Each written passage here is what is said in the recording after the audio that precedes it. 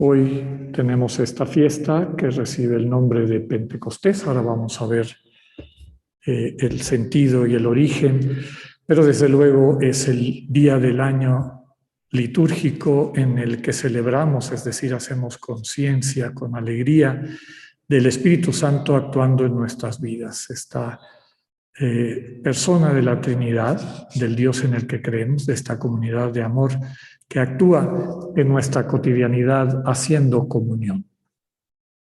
La primera lectura que vamos a escuchar está tomada del libro de los Hechos de los Apóstoles y es precisamente el relato que tenemos de Pentecostés. Siendo algo posterior a la ascensión del Señor, no hay ninguna referencia en los evangelios como tal. Solamente en este texto, que sabemos que es la historia de la iglesia naciente. Vamos a ver este relato de la venida del Espíritu Santo en esta fiesta de Pentecostés, según la catequesis de Lucas Hechos. El nombre le viene del griego Pentecosté, el completo era Pentecosté Gemerá, que significa 50º día o día 50º, ¿no? Era la fiesta judía de la cosecha, era una fiesta anterior, desde luego, a la fe cristiana, donde a Dios se le presentaban las primicias, es decir, los primeros frutos que surgían de la mies, ¿verdad? De los campos. Se le llevaban y se le ofrecían en ese día. Era 7 semanas después de la Pascua. 7 por 7, es decir, 49 días, al día siguiente, es el día 50, y desde luego tiene una profunda simbología. El poner los primeros frutos, estos discípulos que están estando reunidos en oración, son los primeros frutos del cuerpo vivo de Cristo, que es la iglesia, que será lanzada en su misión evangelizadora a partir de esta experiencia. Para el pueblo judío también recordaba la llegada a la tierra prometida, los primeros frutos que comieron de esa tierra, la renovación de la alianza del Sinaí, que también se celebraba este día. Hasta hoy se celebra en las comunidades judías con el nombre de la fiesta de los tabernáculos o de las tiendas, ¿no?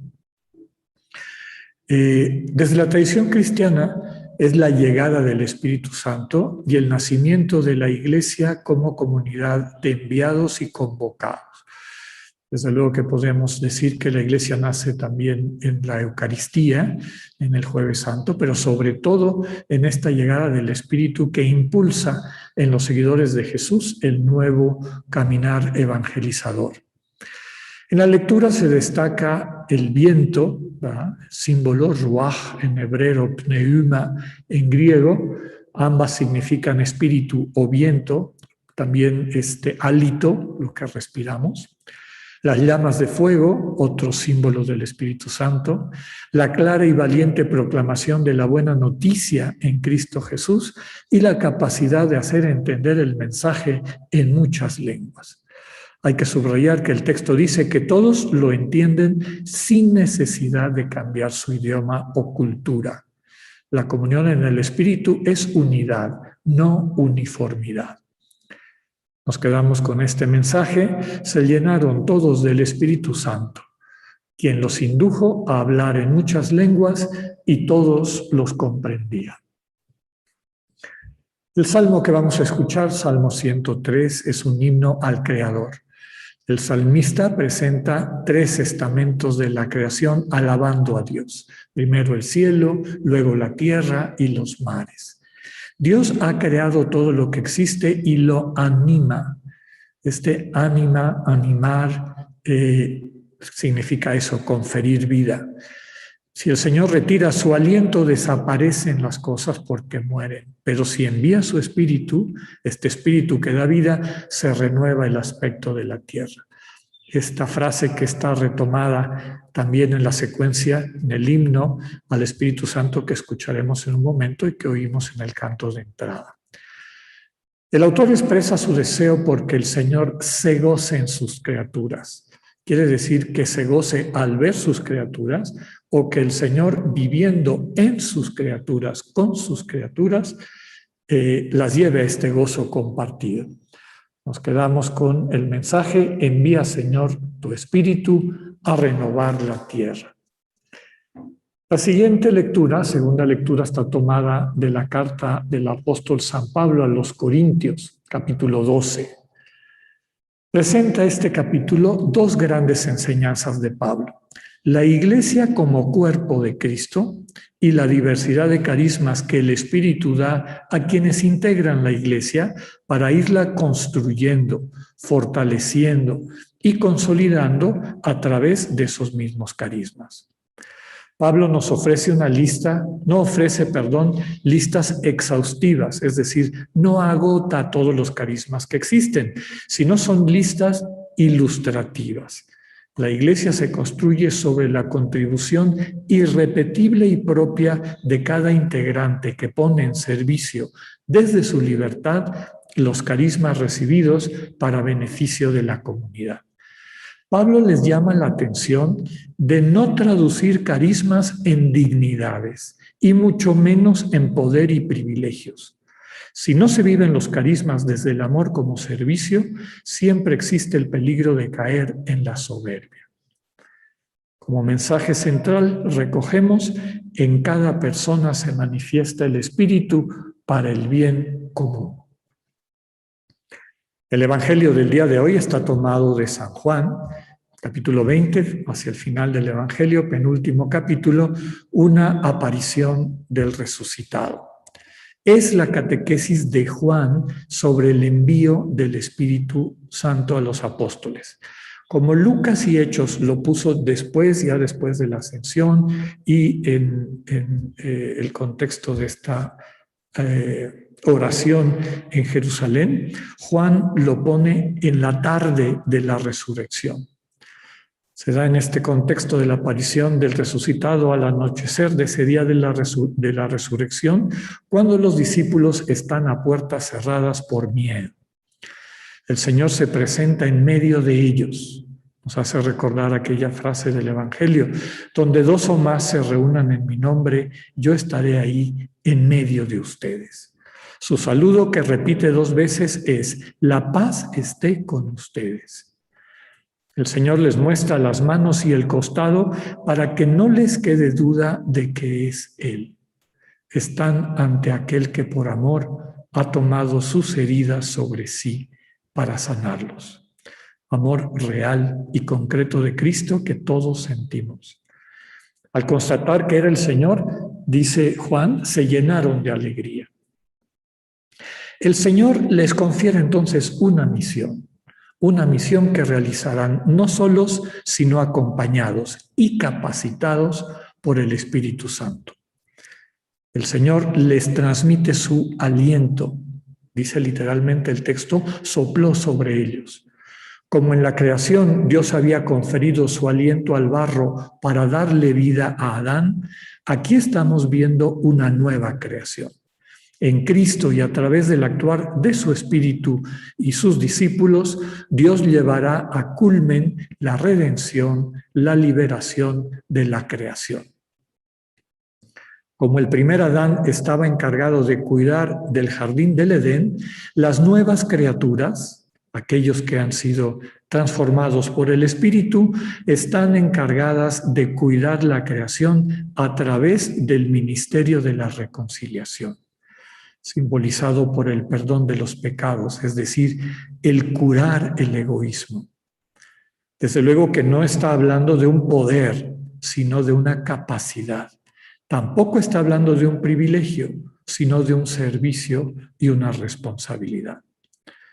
Nos quedamos con esta frase del Evangelio: reciban el Espíritu Santo. Su amor, su capacidad de perdonar, les permitirá sanar el egoísmo.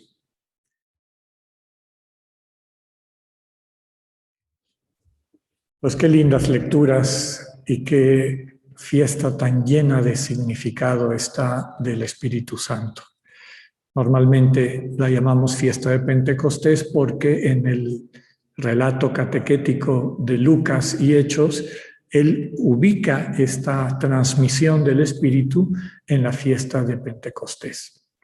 En el caso del Evangelio de Juan, acabamos de ver, lo pone en el momento de la resurrección, el primer encuentro de los discípulos con el Señor crucificado y resucitado. Me encanta cómo subraya que cuando Él les muestra sus heridas, ellos se alegran, reconocen al Señor. Como les decía en la reflexión al inicio, antes de las lecturas, reconocen a aquel que por amor a ellos ha atravesado sus heridas, aquel que los acompañó en sus momentos difíciles, aquel que los supo acoger, transformar, corregir, para poderlos llevar a la vida plena, de una manera siempre amorosa, que no necesariamente significa una manera siempre cómoda. Pero el inocente es así. Asume nuestro dolor para aliviarnos de ese dolor y nos ayuda a crecer y a dar pasos en la medida en que nosotros vamos quedando capacitados para hacerlo. Nos confiere su espíritu. Recuerdo mis clases como maestro de teología y creo que las cosas más difíciles de transmitir es el misterio del Espíritu Santo. Porque el Espíritu Santo, siendo persona, y desde luego persona trinitaria, cuando opera, cuando el Espíritu está en relación contigo o conmigo, conmigo, lo que hace es unirnos a la persona con quien quiere que formemos la comunión. Entonces, en vez de percibir al Espíritu en cuanto Espíritu, percibes a la persona a quien te está uniendo a través de ese amor. Lo recordaremos en un canto muy bello que escucharemos al final de la misa, un canto de Cristóbal Fones, ¿no?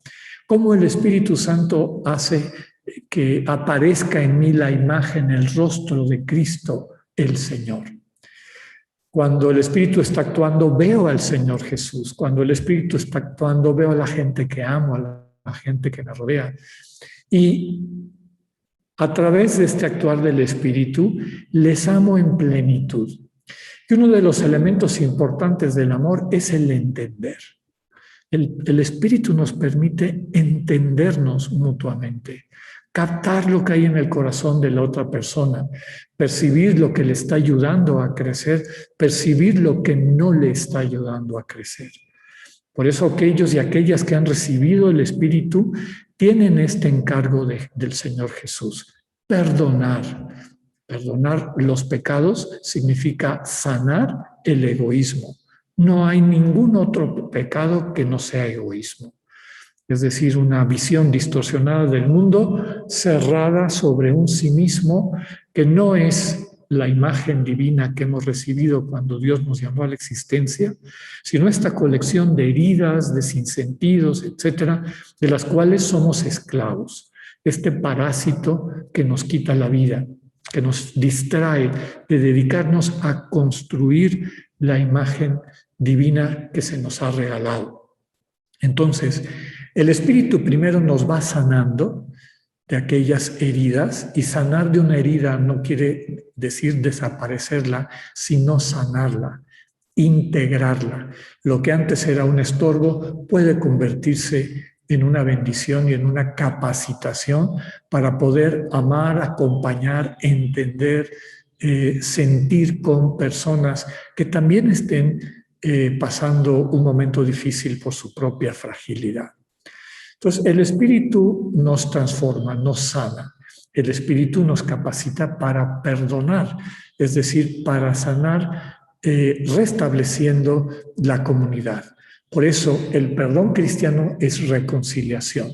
No es nada más un indulto, bueno, ya se levanta el castigo que tenías, que te vaya bien. Es reconciliación, es abrazo. Los cristianos, movidos por el Espíritu, están llamados a llevar este abrazo transformante a toda la creación, a transformar el mundo que nos rodea. Por eso subrayaba que este envío no es un privilegio, no es ahora ustedes son los que deciden y yo voy a hacer lo que ustedes decidan. Si quieren perdonar a alguien, yo también lo voy a perdonar. Y si ustedes no lo perdonan, pues yo no lo voy a perdonar. Lejos el sentido de este texto de Juan. Lo que está diciendo el Señor es una responsabilidad gozosa para todos nosotros como cristianos. Si en este mundo no hacemos presente el perdón, el mundo se queda sin perdón. Nuestra vocación es, reconciliados por el amor infinito de Cristo, ese a quien vemos lleno de nuestras heridas por amor, pero no de una forma impotente, sino lleno de nuestras heridas para sanarnos de esas heridas y para capacitarnos a hacer buena noticia para los demás. El Señor nos otorga su Espíritu para que a través del Espíritu veamos, inclusive a las personas que nos han hecho daño, a las personas que nos pueden haber difamado, etcétera, con una mirada amorosa y entendiéndoles. Entendiéndoles quiere decir, ¿cómo le puedo yo ayudar? ¿Cómo puedo liberar a este hermano o a esta hermana? Porque nadie nace haciendo daño, nadie está programado para destruir. Es precisamente el desamor en nuestro entorno el que va dificultando el que nos podamos encontrar como hermanos y hermanas en la construcción de la comunión. Ese es el milagro del Espíritu Santo. Entendemos a los demás, amamos a los demás, perdonamos reconciliando. Y recordemos que tal vez el perdón más difícil es el perdón que tenemos que darnos a nosotros mismos. Qué milagro el que podamos ayudar a nuestros hermanos y hermanas también a perdonarse a sí mismos y a sí mismas. Finalmente quisiera destacar un último gran don del Espíritu que es importante recuperar. No solamente nos capacita para entender a nuestros hermanos y hermanas, es decir, el Espíritu remedia la división que describe el texto de Babel, cuando por orgullo y por soberbia el ser humano quiere adueñarse de Dios. En el Espíritu Dios se nos da gratuitamente. Y este Dios que se entrega gratuitamente es el que en vez de separarnos nos une. El Espíritu nos hace entender no solo a nuestros hermanos y hermanas, sino a toda la creación. Quien día con día abre su corazón para acoger el Espíritu, empieza a escuchar esta sinfonía. El proyecto de Dios no es monótono, no es un solo tono, es una sinfonía, una unión de sonidos. Por eso, la comunión que opera el Espíritu no es uniformidad, es unidad, es común unión de quienes, compartiendo lo que son y tienen, transforman el mundo. Pidámosle al Señor este don del Espíritu que nos empiece a dinamizar para vivir plenamente nuestra vocación de ser buena noticia, es decir, de evangelizar a nuestro mundo. Que así sea. Hoy quisiéramos compartir con ustedes en nuestro credo, un credo muy bello, parte de un credo universal, ¿verdad? Creer en un Dios que es comunidad de amor, Padre, Hijo, Espíritu Santo, Padre que por amor nos creó, Hijo que por amor nos redimió, y Espíritu Santo que por amor va transformando el mundo. Es un texto tomado del patriarca Ignacio IV de Antioquía, murió en el año 2012, un gran líder de la Iglesia ortodoxa antioquena, y que en una reunión en el Consejo Ecuménico de Iglesias en Uppsala en 1967 desarrolló este bellísimo credo del Espíritu Santo. Se los comparto. ¿Cómo es posible que el acontecimiento pascual, realizado una vez por todas aquella madrugada en Palestina, viene a nosotros hoy? Viene por medio de aquel que es el artífice desde el origen y en la plenitud del tiempo, el Espíritu. Él es personalmente la novedad en acción en el mundo. Es la presencia del Dios con nosotros, junto a nuestro espíritu. Sin él Dios está lejos. Cristo permanece en el pasado. El Evangelio es letra muerta. La Iglesia, una simple organización. La autoridad, un dominio. La misión, propaganda. El culto, una evocación. Y el actual cristiano, una moral de esclavos.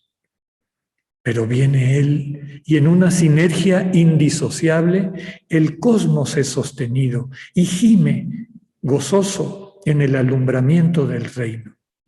El hombre está en lucha contra la carne. Cristo resucitado está aquí. El Evangelio es fuerza de vida. La Iglesia significa la comunión trinitaria.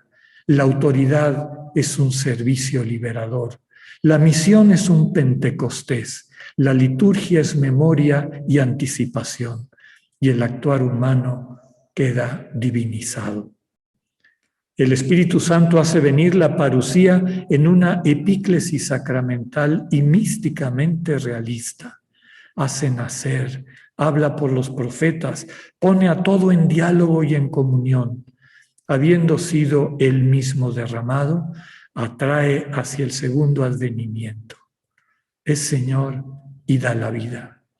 Por él la Iglesia y el mundo claman con todo su ser, ven Señor Jesús. Digamos a la par, ven Espíritu Santo. Amén.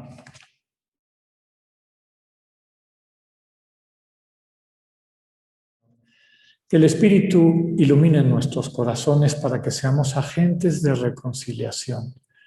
Que abramos nuestro corazón para recibir su luz que nos permita entender a nuestros hermanos y hermanas, a toda la creación, a la sinfonía de la que Dios nos invita a ser parte.